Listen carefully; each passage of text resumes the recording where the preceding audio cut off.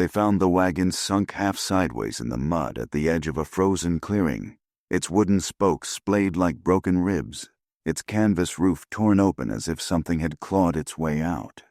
Snow had gathered in little drifts along the torn seams, softening the violence of the scene, but nothing could disguise the dark stain frozen into the boards where a body had once lain. The horses were gone. The footprints, what few remained after winter winds worked their slow erasure, circled the wagon in confused loops, then vanished into the pines. But the strangest artifact was the small box tucked beneath the driver's bench. Pine, hand-carved, barely larger than a man's fist. When the deputy pried it open with the flat of his knife, the hinges screamed like a living thing. And inside lay a linen scrap marked with 3 letters, stitched in tight, furious strokes.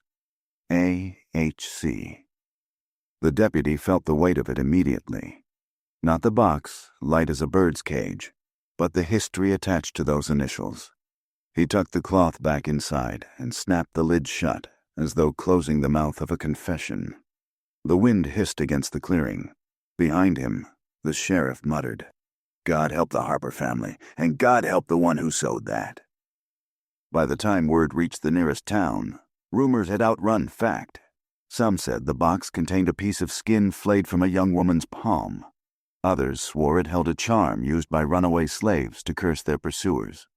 But the truth was heavier and far more dangerous, because it led back 6 months, to a single night in 1853, when a plantation daughter named Annabel Harper fled north under the cover of darkness with her father's enslaved man, Josiah. The scandal alone might have burned the county to the ground, but what they found half a year later, in that clearing at the border between Indiana and Michigan, carried a darker truth, one that the surviving families would spend generations trying to bury. Before we continue with the story of Annabel Harper and the trail that led to that frostbitten wagon, join our community of mystery lovers. Hit subscribe and tell us in the comments which state you're listening from. Your support helps us uncover more forgotten stories like this one. The year was 1853, and America breathed heavy with tension, like a barn packed with dry hay while storm winds circled outside. The Fugitive Slave Act had slit the nation down its spine, sending marshals and bounty hunters north with their papers and pistols, while free black communities whispered warnings at every crossroads. Newspapers printed arguments that crackled with fury. Preachers thundered from pulpits. Taverns hummed with talk of abolition and rebellion in equal measure. It was a country pretending it could stitch itself together while its seams were already tearing. In the South, plantations stretched across the land like small kingdoms, each ruled by families whose wealth depended on the bodies they controlled. Cotton fields rolled toward the horizon, trembling with summer heat, and at night the scent of magnolia hung heavy over the quarters where enslaved families tried to claim whatever rest they could. Some plantations were known for cruelty, others for a false gentility that masked the same violence. The Harper estate, 2 miles outside of Oak Bend, Mississippi, belonged somewhere in the middle. Its white-pillared house sat on a rise above the Yazoo River, overlooking fields that shone silver when the moon hit them. Travelers often remarked that the place looked peaceful, but those who lived beneath its roof or under its shadow knew better. The house itself creaked like an old judge clearing his throat. Its floors held the scars of generations. Boot heels, dropped pails, a child's carved initials half hidden under the banister. The air carried the smell of river mud and boiled linens. Servants moved through its rooms with practiced quiet, carrying trays, washing floors, tending fires that kept the nights at bay. In the parlors, lace curtains trembled in the faint breeze that drifted in from the river. Portraits of stern-faced ancestors glared down from the walls, their oil-painted eyes following every motion as though ensuring that family honor remained intact. Oak Bend itself was little more than a cluster of whitewashed stores, a church with a bell that only rang for weddings and funerals, and a schoolhouse whose windows rattled every time a freight wagon rumbled by. The streets were packed with clay, soft after rain but hardened to stone in dry months. Horses snorted outside the general store. Neighbors traded gossip in hushed tones beneath the shade of the old post oak that towered over the square. Travel north, and the landscape changed mile by mile.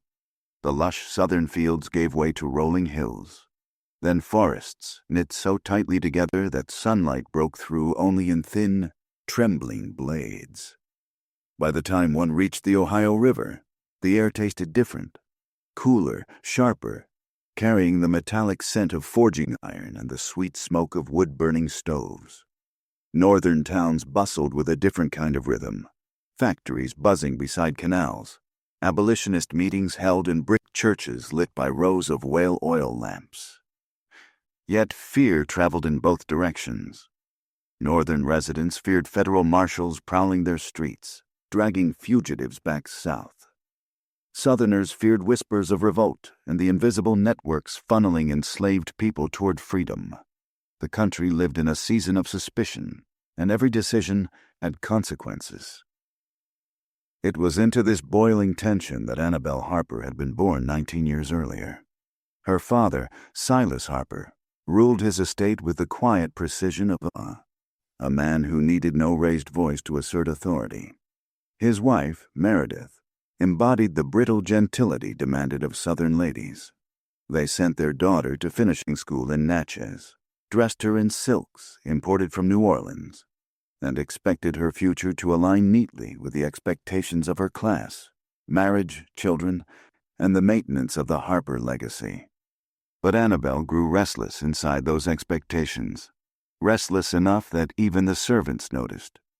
She walked the grounds alone at dusk, lingering near the riverbank, reading books her parents considered frivolous, romances, abolitionist pamphlets, slipped to her by friends, dog-eared volumes of scripture she interpreted in her own way.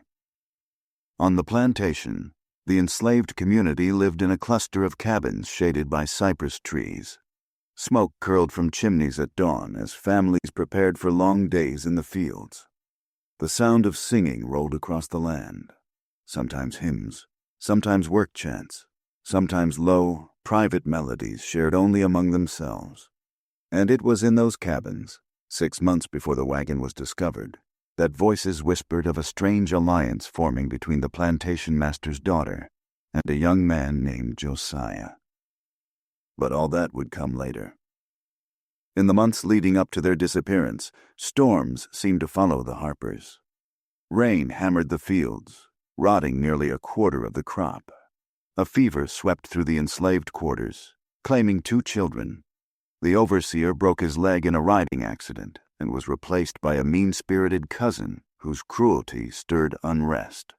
At the same time, rumors seeped into Oak Bend of abolitionist agents operating along the river, slipping fugitives toward Memphis under the noses of marshals.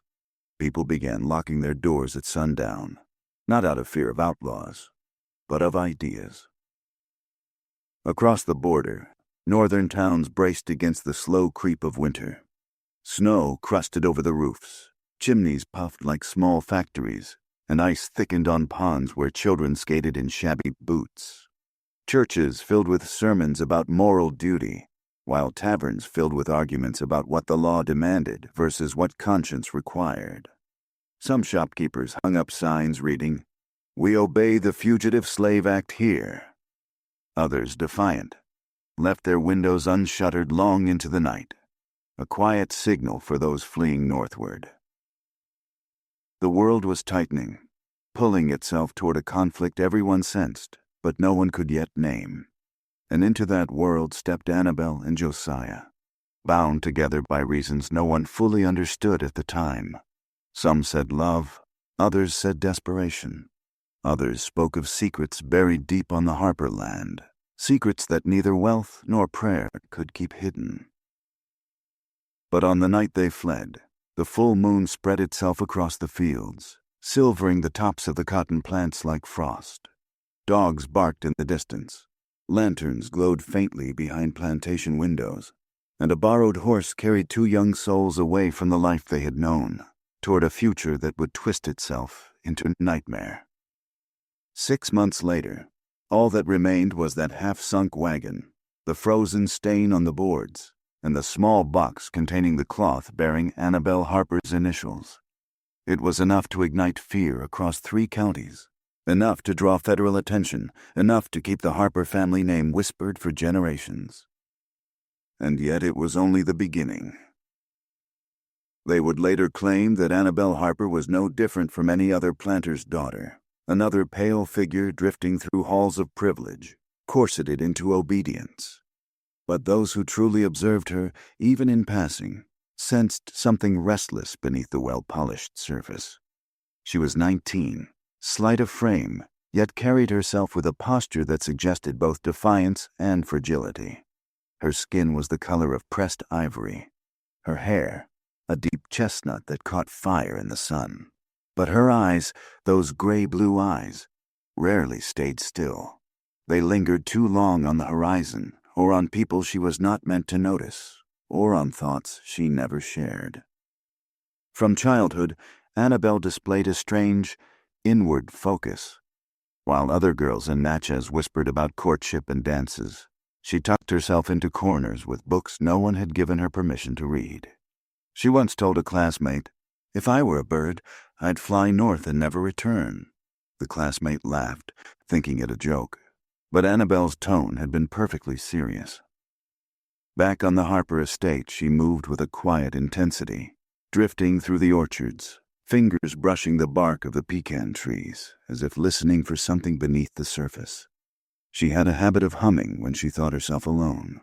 Soft notes, always the same melody, an old hymn twisted into something mournful. A caretaker once overheard her humming at the riverbank and gently warned, "Miss Annabel, your mama's looking for you." Annabel didn't turn. She only asked, "Do you ever feel like this place is watching you?" The caretaker stepped back, startled by the question, unsure how to answer without inviting trouble.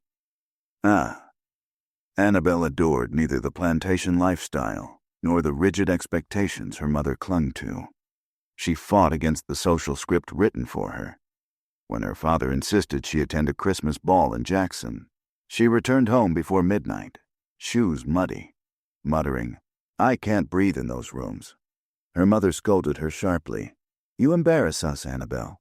A Harper does not drift like a leaf in a ditch." To which Annabel replied, "A Harper does as she's told. I know." Yet her voice carried something beneath it, something quietly rebellious.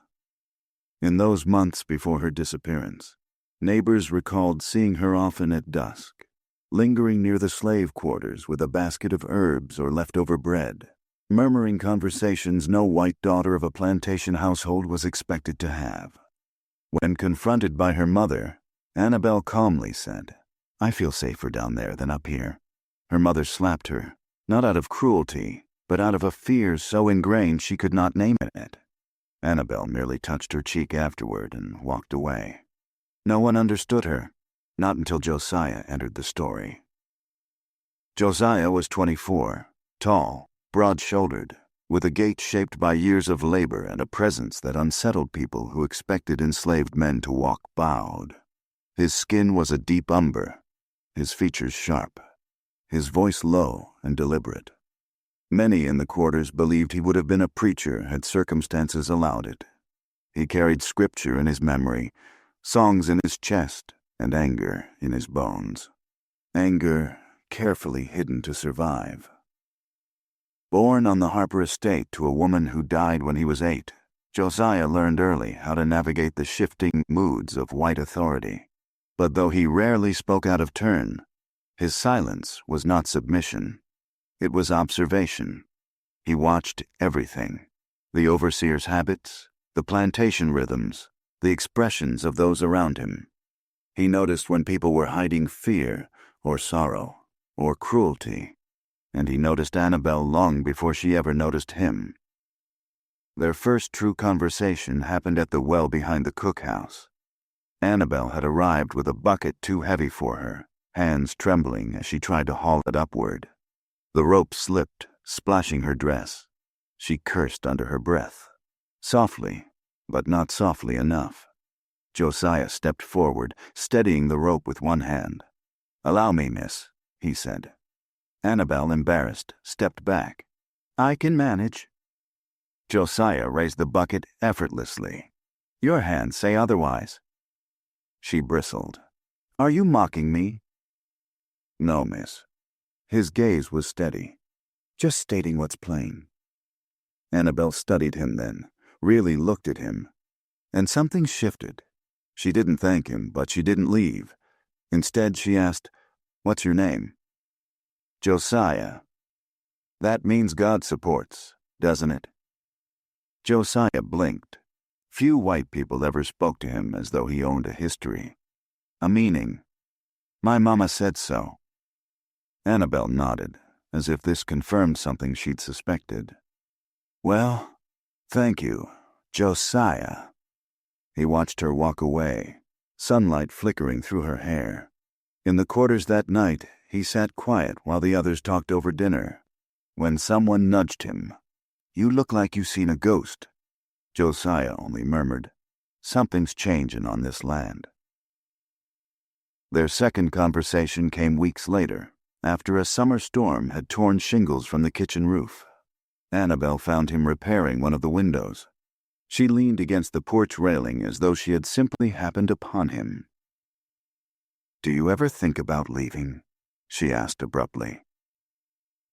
Josiah kept his eyes on the hammer in his hand. "That ain't a safe question for either of us." "I didn't ask about safety," she said. "I asked what you think about." He set down the hammer. His breath rose and fell with a slow control. "Everyone here thinks about leaving. And yet they don't. Because thinking is free," he replied. "Running ain't." She looked at the yard, at the cotton fields stretching endlessly in rows. "I read something once," she whispered. "A story about a man who escaped north and found a life so full of possibility, he didn't know what to do with it." Josiah wiped sweat from his brow. "Stories cost nothing. The real world takes its payment." "But what if—" "Miss Annabel," he interrupted, his tone sharper than intended. "You shouldn't talk this way to me. Someone might hear." She hesitated, then nodded. "You're right." But as she turned away, Josiah saw in her posture not fear, but resolve. From there, their encounters grew more frequent. Sometimes they exchanged only a glance, a nod, a few whispered words. Other times, when dusk covered them like a thin blessing, they spoke longer, about scripture, about freedom, about the feeling that something terrible pulsed beneath the soil of the Harper land. Once, during a faint moon, Annabel confessed, "I hear things when I sleep, voices, or maybe memories. My mother says it's nerves. My father says I should stop reading so much, but I think this place is trying to tell me something." Josiah's jaw tightened. He had heard things too, strange sobs at night near the North Grove, shadows that slipped between trees when no one else was near, stories whispered among the elders about something buried long before the Harpers arrived. But he would not speak those stories aloud. Not yet. Instead, he said, "You're not wrong. This land holds things." "What kind of things?" "Old ones." Annabel shivered. "I believe you." Their bond, whatever one wished to call it, friendship, forbidden trust, dangerous sympathy, did not escape notice. The new overseer, Mr. Ransom Caldwell, a cousin of the Harpers, watched them with narrowed eyes. He complained to Silas Harper, who dismissed it with a stern laugh. "My daughter is simply soft-hearted," Silas said. "She'll marry well and grow out of these childish fancies." Caldwell disagreed, muttering to others that the girl had a witch's curiosity. Caldwell himself had a face that seemed carved from sour wood. Thin lips, uneven stubble, eyes that weighed a man not by his worth, but by his obedience. He used the whip less frequently than the previous overseer, but with far more calculation. His cruelty was the quiet kind, the sort that waited for a mistake, then struck so swiftly a man had no time to brace. He cornered Josiah one evening near the stables. "You think I don't see?" Caldwell hissed. "You think I don't notice how she looks at you?" Josiah remained still. "I don't know what you mean." Caldwell stepped closer, his breath thick with whiskey. "If I catch you near that girl again, I'll send you so far south you'll pray for the devil's mercy." Josiah met his gaze with a calm that unsettled the overseer. "I ain't done nothing wrong." Caldwell smirked. "Not yet." Annabel learned of the threat 2 days later, when she found Josiah repairing a fence and noticed the bruise on his arm. "Who did that?" she demanded. "It don't matter. It matters to me."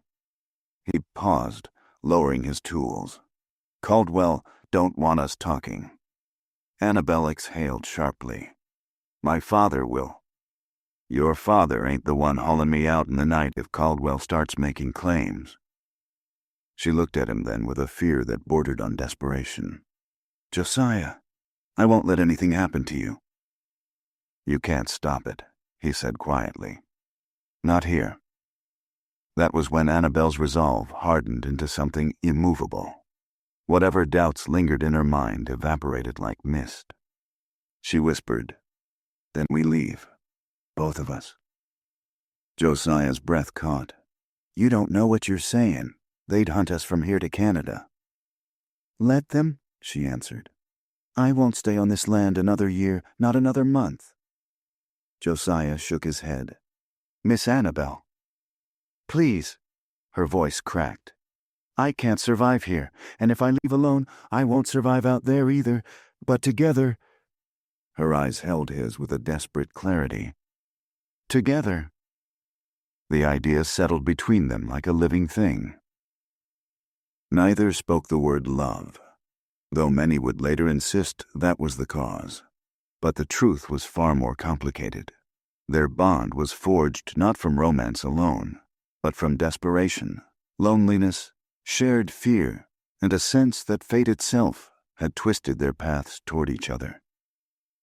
They planned in fragments, scraps of conversation stolen beneath the cypress trees, or whispered while pretending not to look at one another.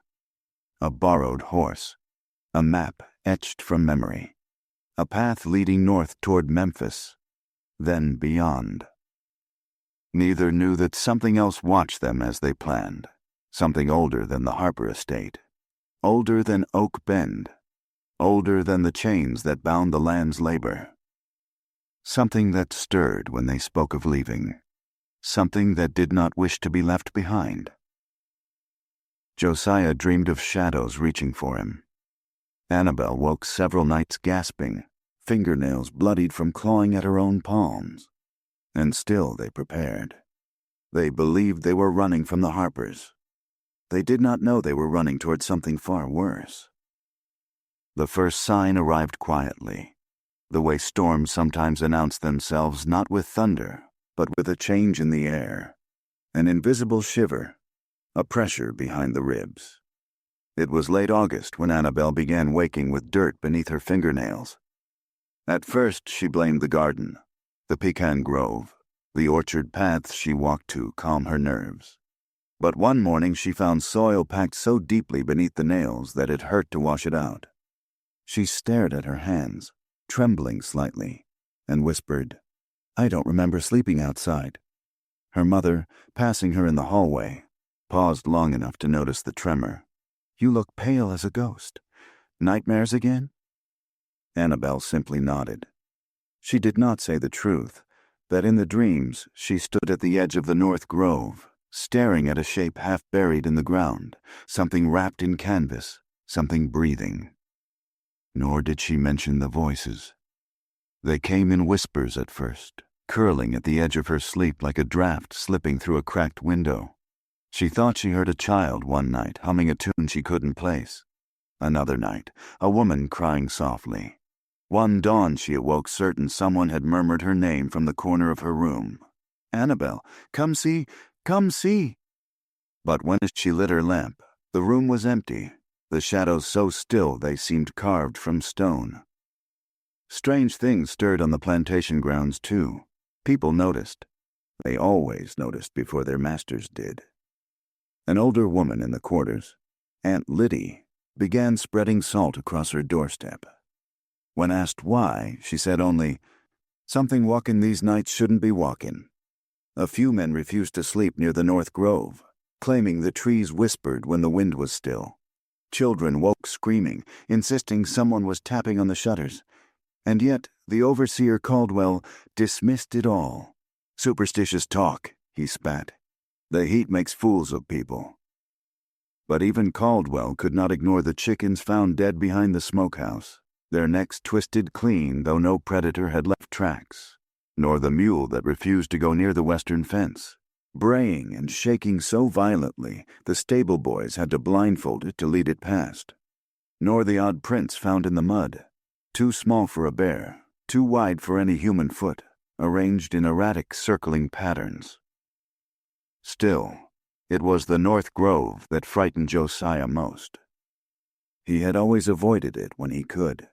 The elders warned the younger men long ago that the grove held memories older than the Harpers. But one evening, returning from the river with a sack of fish, he saw movement among the trees, a flicker, a pale blur, almost like a person bending over the ground. He froze. The evening light caught the figure just long enough to reveal a patch of white. A dress. Annabel's dress. "Miss Annabel," he called before he could stop himself. The figure vanished. Branches stilled. Evening cicadas shrilled. Josiah stood rooted, heart pounding until the fear loosened enough to let him run. When he found Annabel near the porch, she was reading, her dress spotless, her hair pinned up. She looked up as though nothing had happened. "You're out of breath," she observed. He could barely speak. "I thought I saw you, in the grove." "I haven't been near the grove," she said. A pause passed between them. "Not while awake." Josiah's jaw tightened. "What does that mean?" Annabel closed the book slowly, fingers gripping the cover. "I've been waking at strange hours, sometimes outside, sometimes with no memory how I got there." He lowered his voice. "Miss Annabel, that place ain't right." "I know." The wind moved through the pecan trees, carrying with it the faintest echo of the humming she'd heard in her dreams. She shivered. The next sign came 3 days later, when Silas Harper ordered the field hands to dig a new drainage trench near the North Grove. By noon, the men struck something beneath the soil, canvas, tightly wrapped, the edges rotted. When they pulled it free, a sickening odor seeped out, mingled with the sour scent of wet earth. Caldwell pushed the men aside and cut the canvas open with his knife. The workers expected a buried animal. They were wrong. Inside lay a wooden box, old enough that the nails crumbled at the edges. Carved into the lid was a symbol no one recognized, a circle bisected by 3 lines. Caldwell touched it and recoiled as if burned. "Bury it back," he snapped, voice cracking. One man protested softly. "But sir, we ain't seen what—" "I said bury it." The box was shoved back into the trench, the canvas rewrapped, and soil thrown over it until the mound looked undisturbed. But the men whispered furiously that night. Some said Caldwell had seen something inside, something that turned his face white. Others swore the ground shuddered when the box was covered. Josiah did not sleep at all. He lay awake listening to footsteps outside the quarters, slow, dragging, rhythmic. No lantern light accompanied them, no voices, just that steady, unnatural tread circling the cabins until first light. When he recounted it to Aunt Liddy, she pressed her fingers to her lips and whispered, "Land's restless. Been restless since before you were born, but now something's waking it up." "Waking what up?" he asked. She shook her head. "Pray you never find out." But Josiah feared the truth was already tightening around them, like a snare looped in the dark. And Annabel, pale, sleepless, hands shaking, felt it too. She told Josiah one evening, "Whatever is happening here, it wants us gone, or it wants us dead." He swallowed hard. "Then we leave fast." She nodded. Before it finds another way to reach us.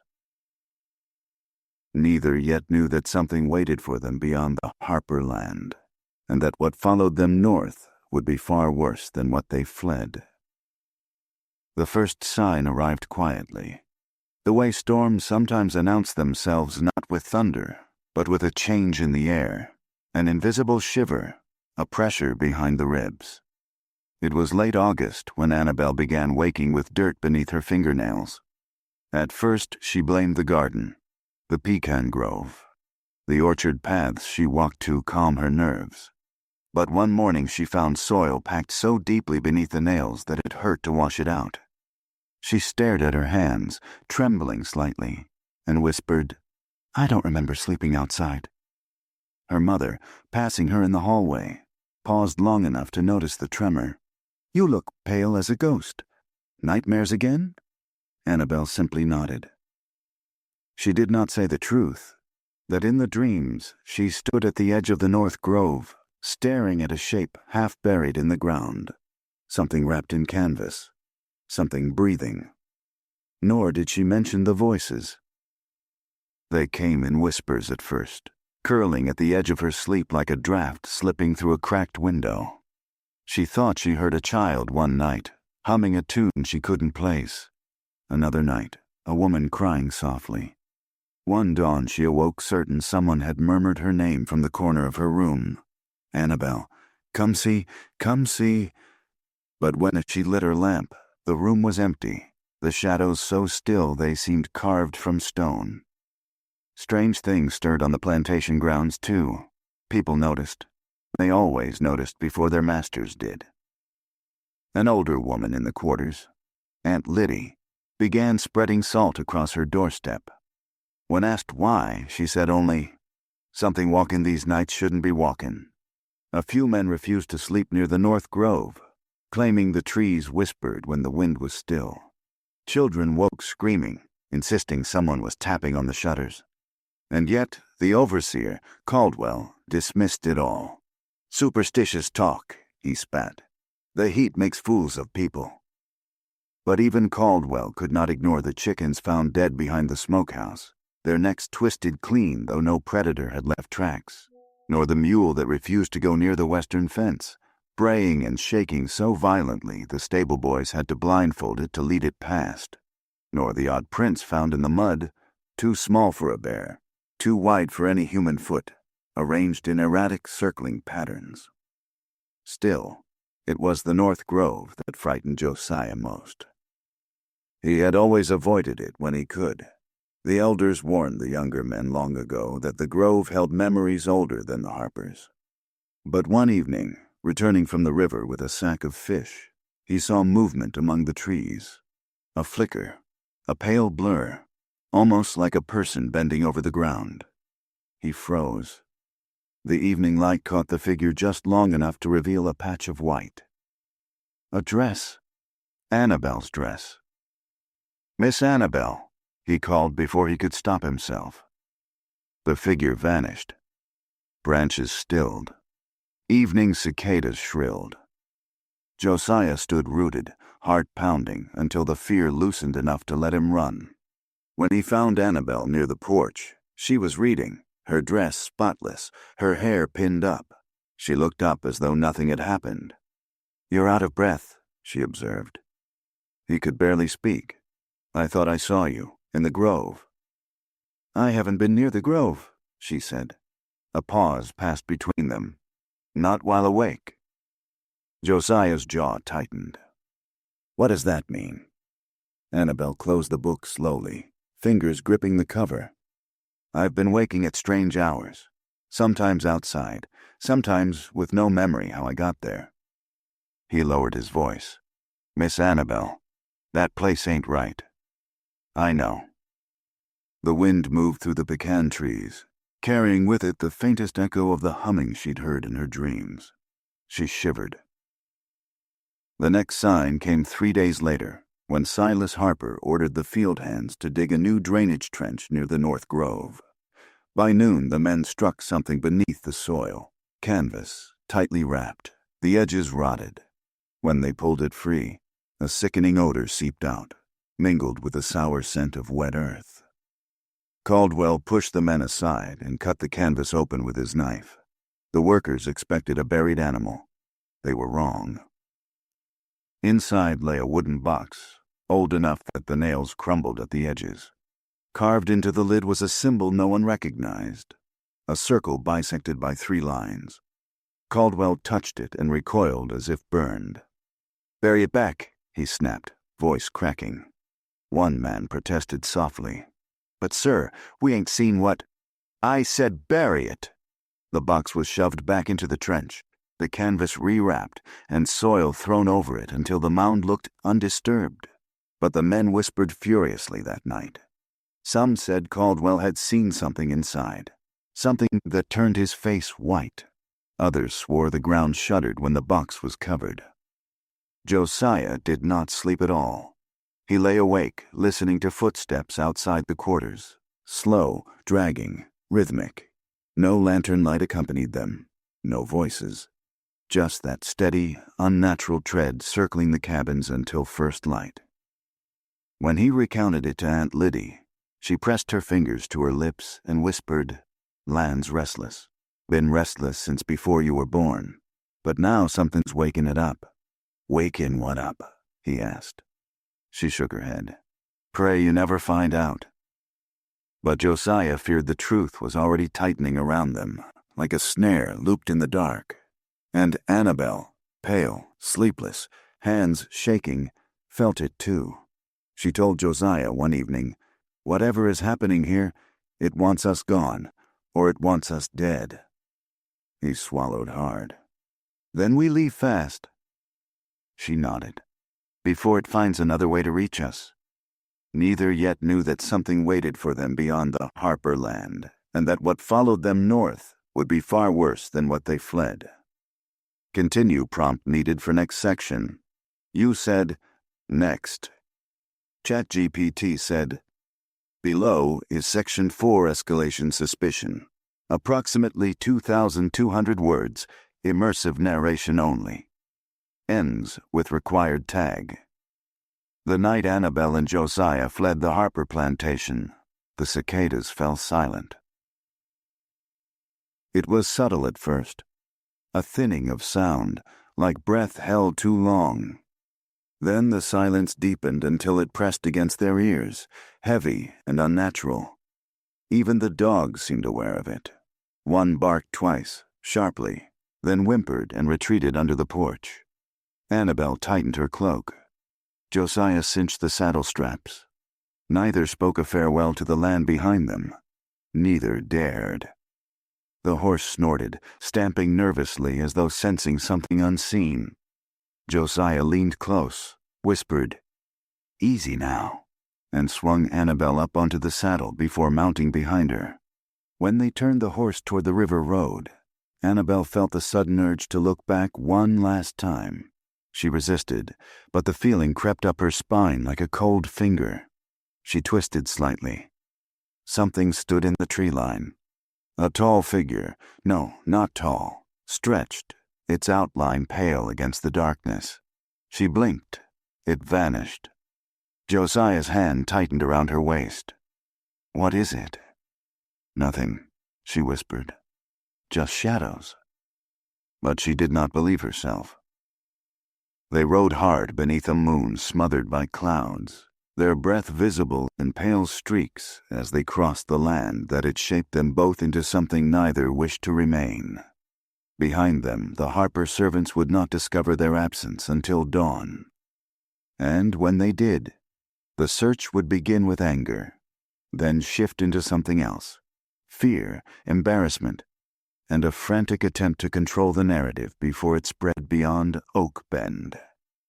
But before any of that occurred, the land itself reacted. The overseer, Caldwell, was the first to sense it. He awoke in his loft with the taste of iron in his mouth, as though he had bitten into blood. The night brimmed with tension. The horses in the stables kicked their stalls in agitation. He lit a lantern and descended the ladder, shouting, "Quiet, damn you!" His voice echoed strangely, no longer swallowed by the night, but carried outward as though the air itself were thinner. Then a sharp crack split the darkness. Caldwell spun toward the sound, the North Grove. Something moved among the trees. He stepped backward, lantern trembling in his grip. A shape stood just beyond the edge of light. Broad shoulders. A familiar silhouette.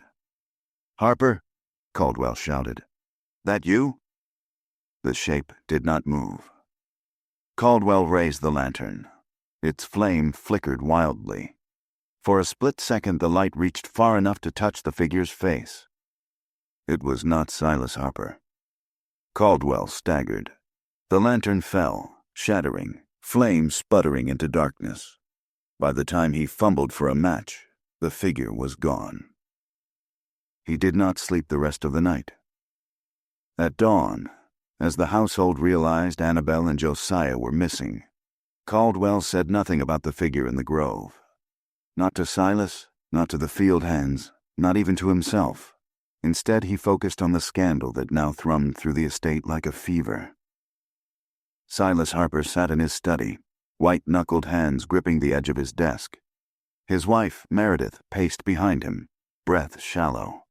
The house felt colder, its usual murmurs replaced with frantic footsteps and shuttered windows. "Find them," Meredith demanded, voice cracking. "Find her before someone else does." Silas closed his eyes. "There will be talk. The entire county—" "Let them talk," she snapped. "She is our daughter." Silas breathed deeply, mastering his anger. "We cannot simply chase after them without care. If the authorities catch wind of this—" "My God, Meredith, do you know what they'll assume? That she fled with an enslaved man willingly?" Her face twisted. "She must have been coerced." Silas didn't respond. Caldwell stood by the door, hat in hand. "I'll take a team and start north. They'll aim for the river road. If we ride fast, we can reach Memphis by tomorrow night." Silas nodded slowly, though dread crept across his features. "Go, discreetly, and bring them back alive." Meredith flinched. "Alive? Silas, what are you implying?" Silas looked away. "Only that panic makes people foolish, and a foolish hunter is a dangerous one." Caldwell bowed stiffly. "I understand." He did not fully, but he understood enough that if Josiah survived long enough to speak, the scandal would burn hotter than Mississippi's sun, and if Annabel returned in disgrace, the Harper name might never recover. By noon, Caldwell and 3 armed riders left the plantation at full gallop. But while the Harpers scrambled to contain the scandal, Oak Bend woke to whispers. At the church, women murmured beneath the stained-glass windows. "She ran away with him," one whispered, fanning herself. "On purpose." A man near the mercantile store muttered to another, "Silas should have kept a tighter rein on that girl." An elderly farmer spat on the clay road. "A white girl don't leave with a slave unless she got madness in her blood, or something darker." And in the slave quarters, the tone was different. Fear, admiration, grief, and something else entirely. Aunt Liddy shook her head as she rocked on her porch. "They won't get far, not from men, not from the land." "What you mean, Liddy?" asked one of the younger women. "The land holds its grudges," she murmured, "and something's been stirring fierce these past months."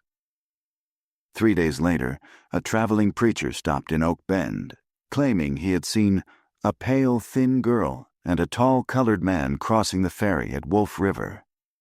People crowded him with questions.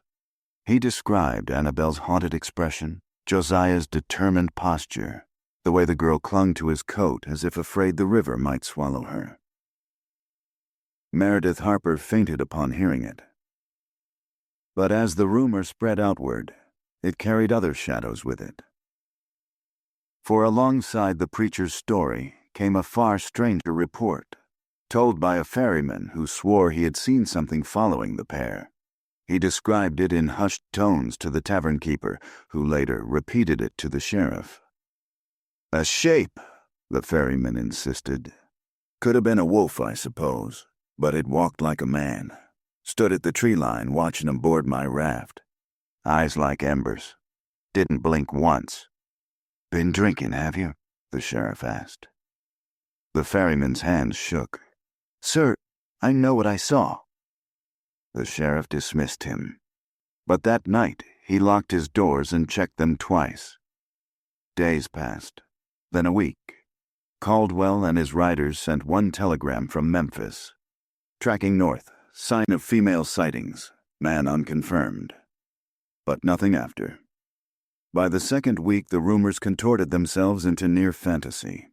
Some claimed the pair had married in secret. Others insisted Josiah had bewitched the girl. Still more whispered that Annabel had always been peculiar, that she saw what others could not. Annabel and Josiah, meanwhile, moved cautiously through the shifting geography of an America divided. Every town they entered carried its own dangers. In one settlement near Jackson, they narrowly avoided a marshal who had received a description of them. In another, a shopkeeper refused to sell them bread until Annabel invented a story about her servant escorting her to relatives in Ohio. At night, when they found shelter in barns or abandoned cabins, Josiah checked the perimeter 3, sometimes 4 times, not just from fear of pursuers, but of something else. "Do you hear it?" he whispered one night as the wind rattled the shutters. Annabel opened her eyes slowly. "Hear what?" "That sound." He gestured toward the door. "Like someone breathing just beyond the wood." Annabel held her breath. She heard it, slow, dragging, too heavy to be wind. It circled the cabin once, twice, then vanished. They did not sleep again. On the 5th night of that week, they took shelter beneath a bridge as rain hammered the world into gray. Josiah tended a small fire shielded beneath the stone arch.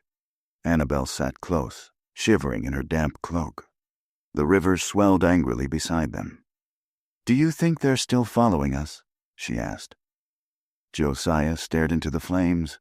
"Caldwell? Maybe, but he ain't the one bothering me." Annabel's voice trembled. "Then who?" He hesitated before answering. "Something old, something from the Harper land." She thought of the figure in the trees, of the box buried beneath the grove, of the voice whispering, "Come see." "I've felt it too," she admitted. Rain pattered down like countless fingers. Josiah spoke with quiet certainty. "It ain't human." Annabel closed her eyes. "Then why follow us?" Josiah's expression darkened. "Maybe because whatever woke because of us." The fire crackled ominously. When morning came, their fire had died, the ashes scattered by wind. The river's surface shivered as if disturbed from beneath, and along the mud of the bank, or so Annabel swore to Josiah, footprints trailed in a straight line toward the water, but none returned. The days that followed blurred into a grim procession. Hunger gnawed at them. Fear paced beside them like an unseen companion. Towns that promised safety instead offered suspicion, especially once northern newspapers began printing headlines about the runaway southern heiress, rumored to be traveling with a fugitive. One broadside poster nailed to a post in Illinois displayed an exaggerated sketch of Josiah, labeling him armed and dangerous, though he had carried nothing but a small knife. Beside his likeness, Annabel's face was rendered with wild hair and accusatory eyes, as though the artist wished to convince readers she was unbalanced. Merchants began questioning them. A barber eyed Josiah so intently that Annabel dragged him away before the man could alert authorities. A midwife refused Annabel a place to rest when she recognized her name from a newspaper. Every kindness felt like a trap. One evening, as they approached a small church hoping to ask for water, a minister stepped onto the porch, holding a lantern high. His expression shifted from curiosity to alarm the moment he recognized Annabel's face. "Lord preserve us," he whispered.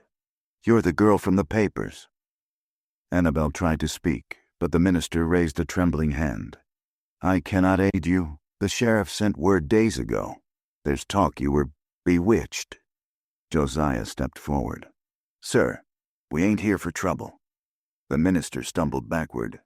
"You stay away from me, both of you. Whatever darkness you carry, it must not enter this house." He slammed the door. Annabel felt tears sting her eyes. Josiah placed the hand gently on her shoulder. "We keep moving. No other choice." But as they walked away from the church, Annabel glanced through a window and saw something that made her blood run cold. Behind the minister, reflected in the glass, stood a pale figure, thin, elongated, its face indistinct. When it turned toward her, the window pane fogged from within, as though something were exhaling against it. "Josiah?" she whispered. He looked. The figure was gone. By the time they reached Indiana, winter had begun its slow descent. Frost rimed the grass. Their breath rose in ghostly plumes. Food grew scarce. Once, they found a farmhouse whose owners allowed them to sleep in the barn, offering warm biscuits and coffee. For one night, it felt almost safe. Then the daughter of the house, a girl of 10, crept into the barn holding a candle. Her eyes were wide with a fear far too old for her age. "Mister," she whispered to Josiah, "Ma says you're safe, but something's waiting outside." Josiah stood slowly. "What do you mean, child?" The girl trembled. "I saw it by the fence, tall, pale, and it smiled at me." The candle flame bent toward the open door, pulled by some unseen draft. Annabel gasped. "We have to leave, now!" They fled into the night, ignoring the family's confused shouts. Behind them, the barn door slammed open without a hand touching it. By the time they crossed into Michigan, both were exhausted, starving, and frozen to their bones. Snow fell in thick, silent curtains. They found a damaged wagon abandoned on a slope and sheltered beneath its canvas, unaware this would be the last place anyone saw them alive. Inside, Annabel's hands shook uncontrollably. Josiah wrapped his coat around her. "We're close," he whispered. "Just a bit further and we'll find sanctuary." Annabel nodded weakly. "I believe you." But as night deepened, something moved outside the wagon, circling, its footsteps leaving no imprint in the snow. A shadow slid across the canvas, tall enough to blot out the moonlight. Annabel clutched Josiah's arm. The shadow paused, then leaned close, and whispered her name. What do you think, guilty souls cursed by God, or victims of madness? Tell us below. Your theories matter here.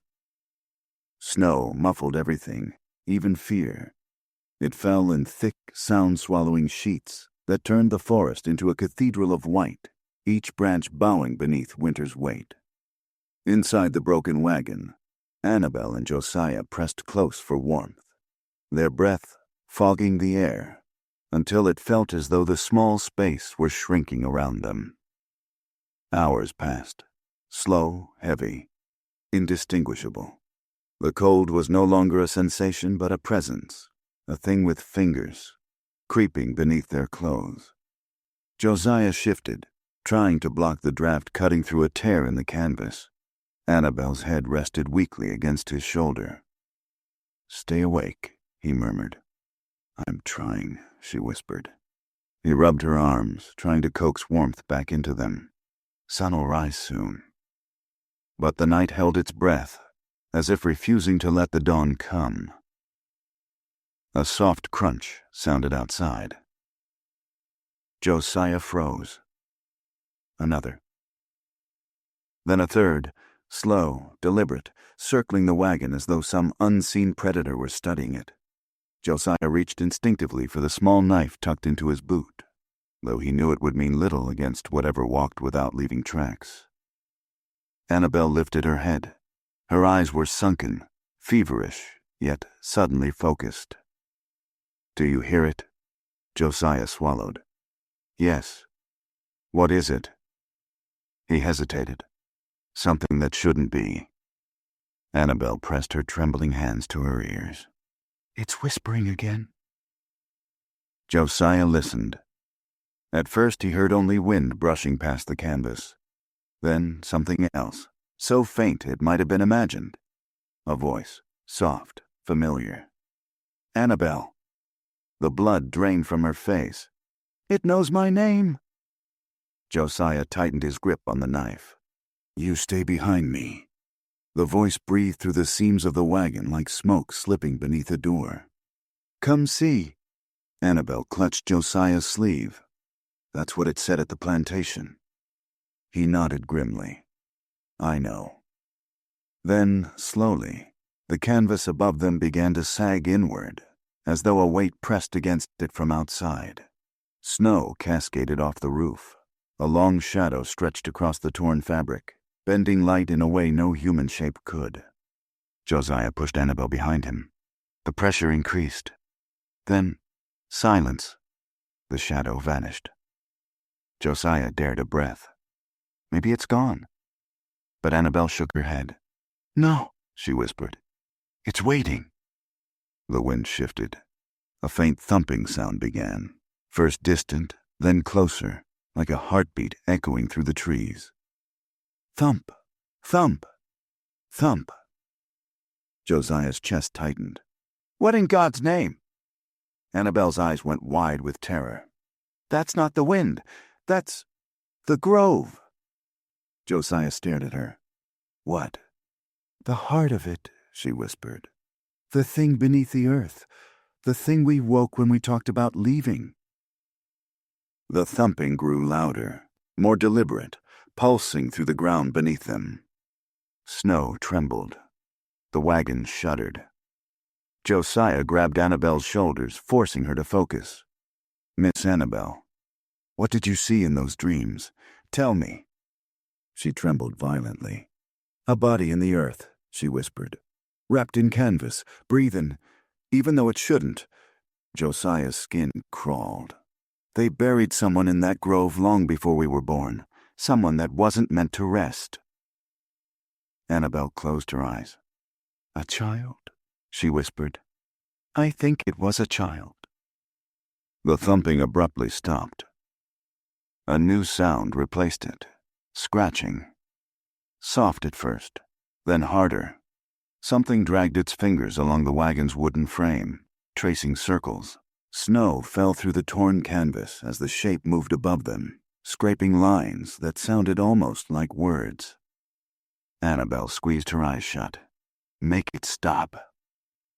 Josiah rose slowly, placing himself between her and the roof. Show yourself, he shouted. The scratching halted. Silence. Then, with a slow motion that made Josiah's throat tighten, a hand pushed down through the canvas. Not a human hand. Too pale, too long. The fingers tapered not to nails, but to points, bone-like, almost translucent. The hand grasped the torn edge of cloth and pulled it wider until the night sky stared down at them like a lidless eye. Snowflakes drifted through the opening. Then a face appeared. It was stretched, unnaturally thin, the skin tight as parchment over bone.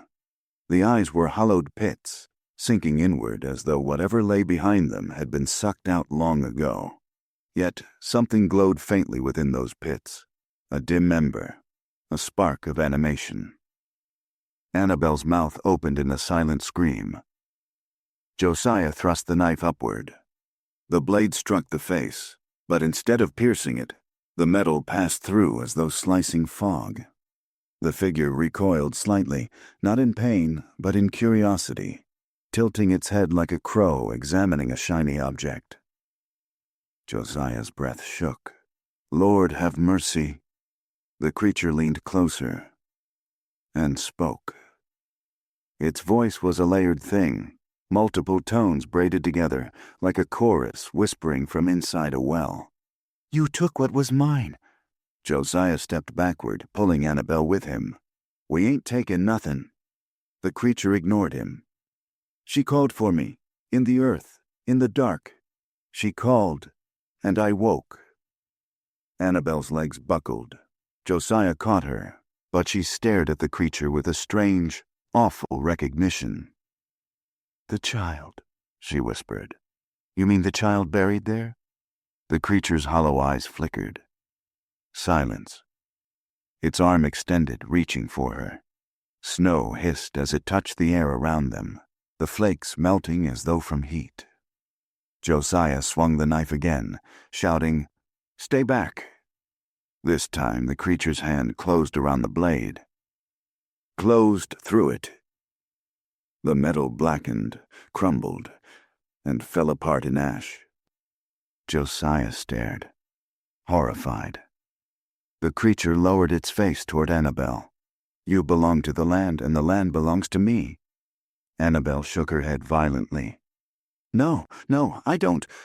She shoved backward, but the wagon compartment was too small to escape. Josiah dragged her toward the rear opening, kicking at the boards. His boot splintered the wood. "Go!" he shouted.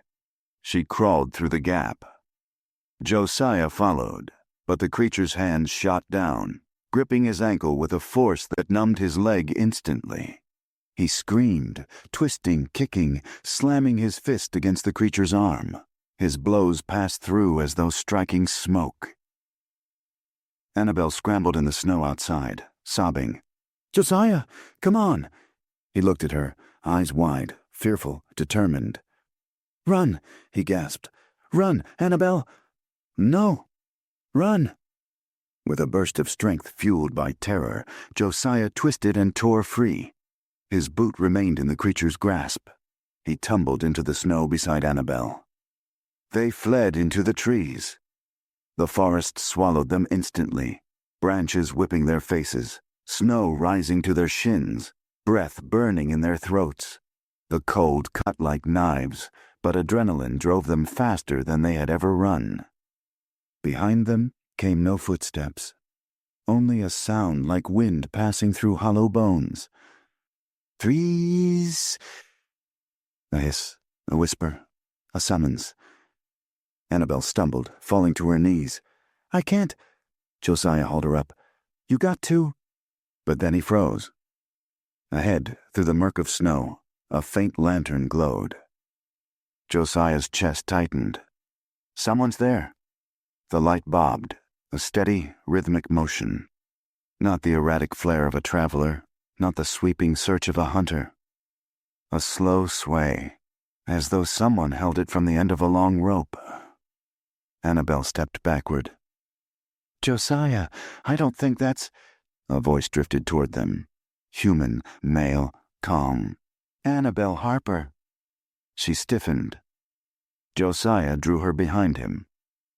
From the shadowed trees emerged a man in a thick winter coat, a scarf wrapped around his face against the cold. As he stepped nearer, Josiah recognized him, not from the plantation, but from Memphis. A federal marshal. Marshal Everett Kane. He lifted his lantern slowly. "You're coming with me." Annabel shook her head frantically. "No, you don't understand. We can't go back." Kane's eyes hardened. "Your father sent half the state looking for you. The papers call this kidnapping, and him—" Kane gestured at Josiah. "He's wanted in 3 counties. Josiah bristled. "I ain't done nothing but survive." "That's not for me to decide," Kane said. "Now step toward the light."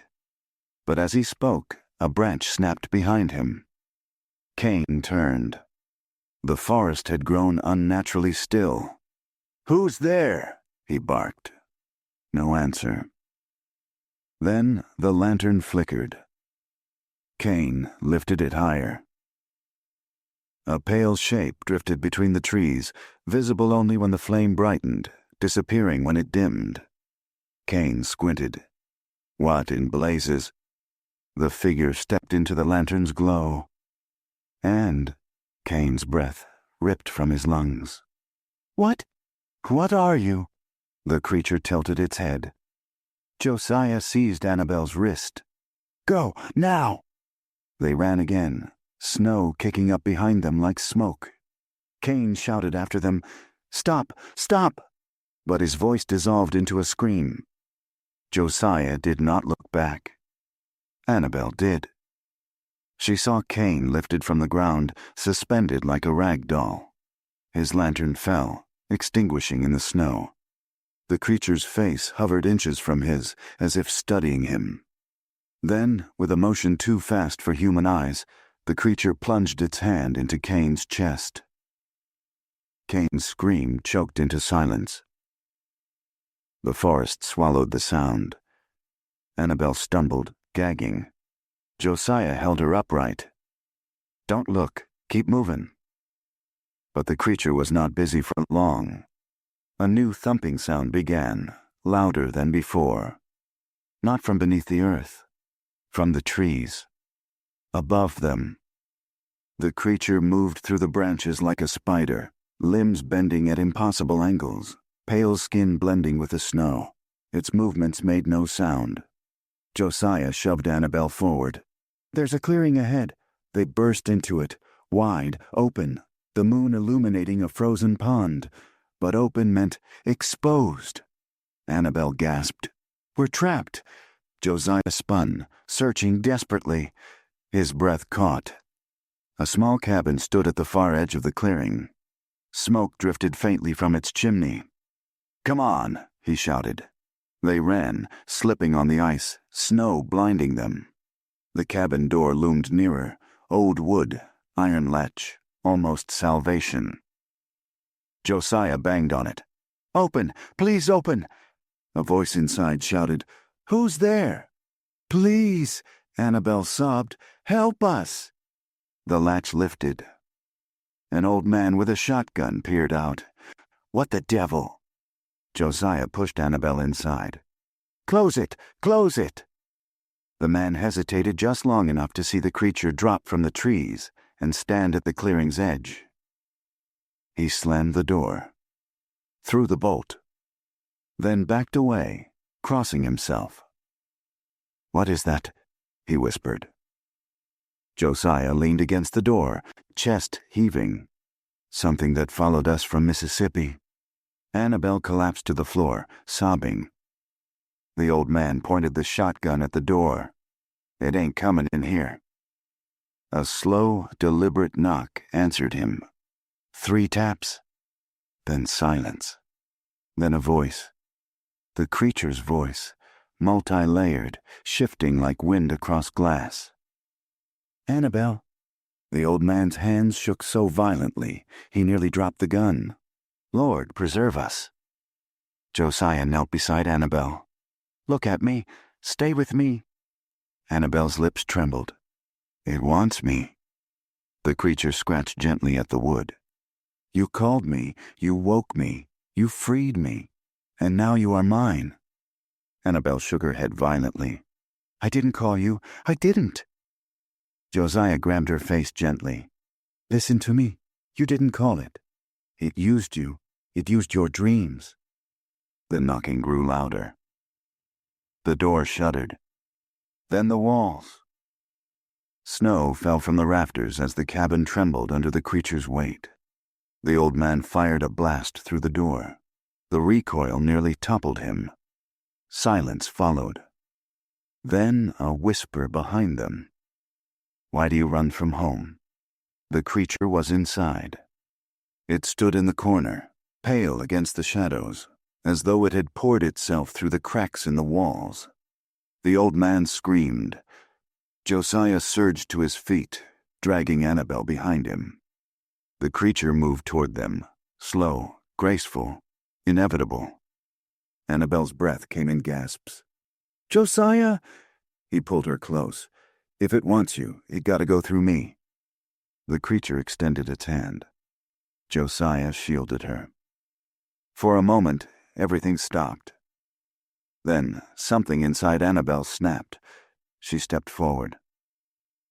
Josiah reached for her, but she raised a trembling hand. "No." The creature paused. Annabel's voice shook. "You're not here for Josiah. You're here for me." The creature's hollow eyes glowed faintly. "Yes, Annabel swallowed. "Then take me. Let him go." Josiah shouted, "Annabel, no!" But she turned to him, tears freezing on her cheeks. "I won't let this thing hurt anyone else. It wants me, because I saw what was buried, because I felt it." The creature drifted closer. Josiah grabbed her arm. "You ain't sacrificing yourself. Not for this, not for it." The creature bent toward them. "You woke what slept. You opened what was closed. You belong to the land that bore you." Annabel's voice cracked. "Then let me go. Just leave him." The creature reached forward. Josiah moved before thought could stop him. He stepped between them. "No." The creature froze. "You would give yourself for her?" Josiah's jaw tightened. "Yes." Annabel screamed. "Josiah, don't!" But Josiah did not look away from the creature. "You want a soul? Take mine." A long silence followed. Then the creature leaned close until its hollow eyes hovered inches from Josiah's. "Not yours. Chosen one." Josiah's breath caught. "Chosen." The creature's head turned toward Annabel. "Hers." It reached past him. Josiah grabbed its arm, and for the first time, the creature recoiled, as though something in him burned it. Annabel stared. "Josiah, your hand—" A faint light glowed beneath his skin, subtle, warm, spreading up his arm. Josiah looked at his hand, terrified. "What's happening?" The creature retreated a step, hissing. The old man in the corner whispered, "Boy, you're marked." Annabel's eyes widened. "Marked by what?" The old man's voice trembled. "By the same thing that cursed that land. The same thing they buried. The same thing that ain't supposed to wake." The creature pressed itself against the wall, shrinking from Josiah's glow. And for the first time, it looked afraid. "If you stood in that room, would you call it crime or sacrifice? Leave your answer." When the storm finally broke, it was dawn, not a gentle sunrise, but a harsh metallic light that seemed to scrape across the world rather than warm it. Snow lay in torn heaps across the clearing, as though something immense had dragged itself through during the night. The cabin door hung crooked on its hinges. Smoke no longer drifted from the chimney. By the time the first travelers discovered the scene, 3 days had passed. They found the old man alive, though barely. He sat in a corner of the shattered cabin, shotgun across his lap, its barrel bent as though crushed by an animal far larger than anything known to Michigan woods. He muttered constantly, eyes fixed on something no one else could see. When one of the travelers pressed him for details, "What happened? Who attacked you?" the old man only whispered 2 words again and again. "Don't wake it." A search party fanned across the clearing. They found footprints belonging to Annabel and Josiah leading away from the cabin, but they ended abruptly at the edge of the pond, as if the pair had simply vanished into thin air. No blood, no discarded belongings, no struggle. Just absence. A torn scrap of Annabel's cloak was frozen into the ice, the fabric stiff as carved wood. But the most unsettling detail was the snow itself, melted in perfect hand-sized shapes, as if something with long, thin fingers had pressed its way across the ground. The authorities dismissed the shapes as natural thaw patterns, but no one who saw them believed that. Within a week, newspapers seized on the story.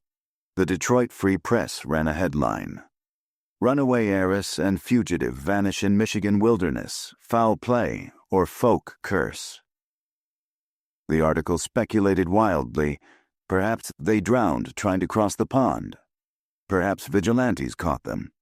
Perhaps the winter storm claimed them.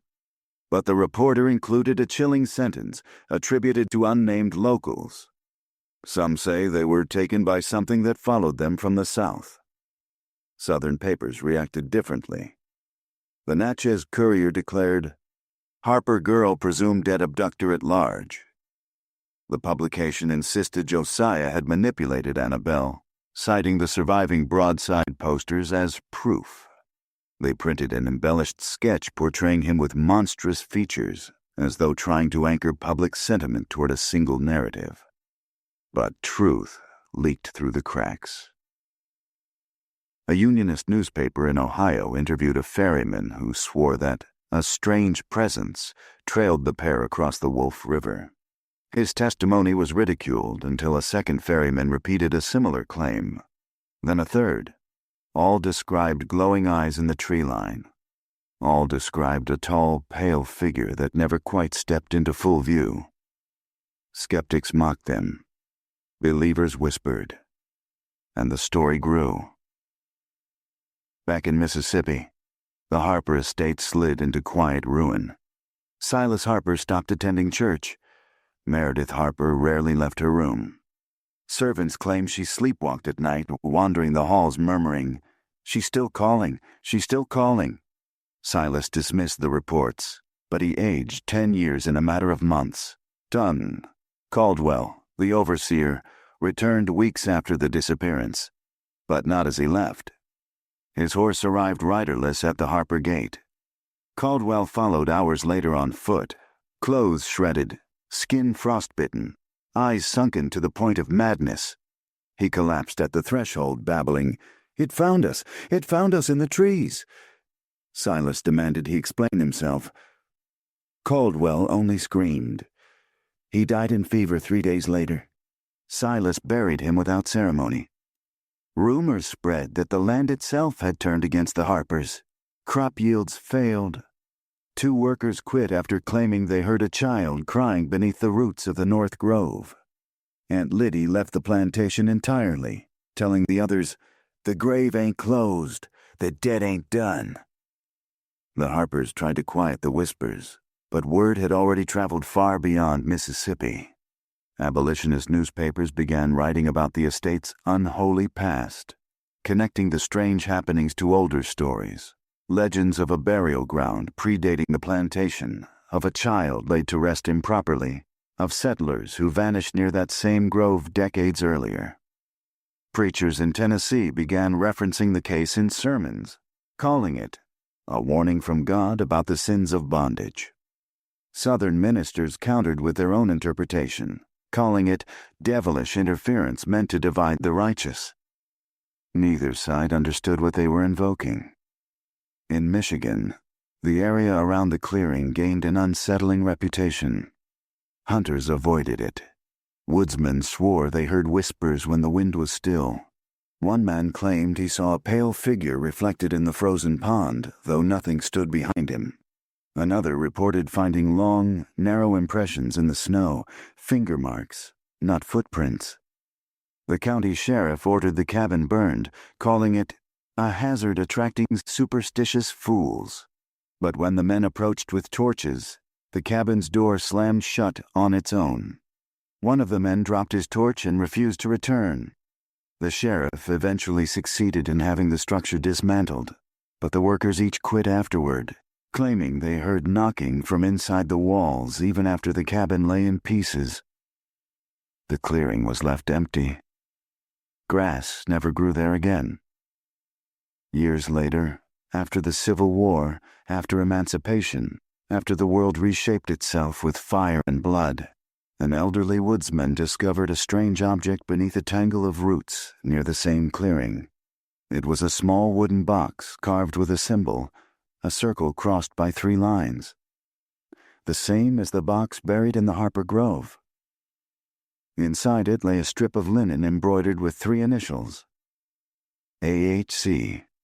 No one could explain how it came to be there. No one tried. By then, the story of Annabel Harper and Josiah had become folklore, retold in taverns, whispered across campfires, taught as cautionary tale to children wandering too close to old woods. Some versions claimed they ran north to marry. Others insisted Josiah killed her. Some claimed Annabel killed him. Some said both were taken by a spirit older than the land itself. Only one detail remained consistent across all retellings. Something followed them from Mississippi, and something found them. Even now, elders in certain counties claim that when the winter air thins and the forest grows quiet, you can hear faint knocking in the distance. 3 taps, always 3. No one knows whether it's a warning or a promise.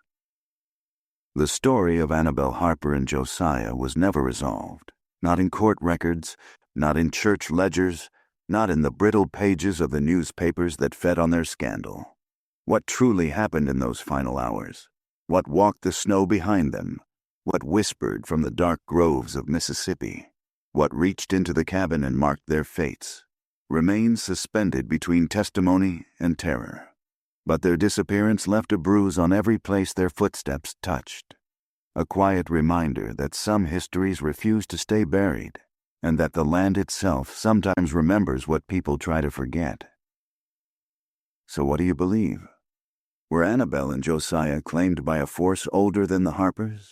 Or did fear and desperation drive them into the wilderness with no hope of return? Was this truth unveiled? Or a legend crafted to protect the powerful? Write your theory in the comments. If you want us to keep digging into America's darkest history, like this video and subscribe for next week's story.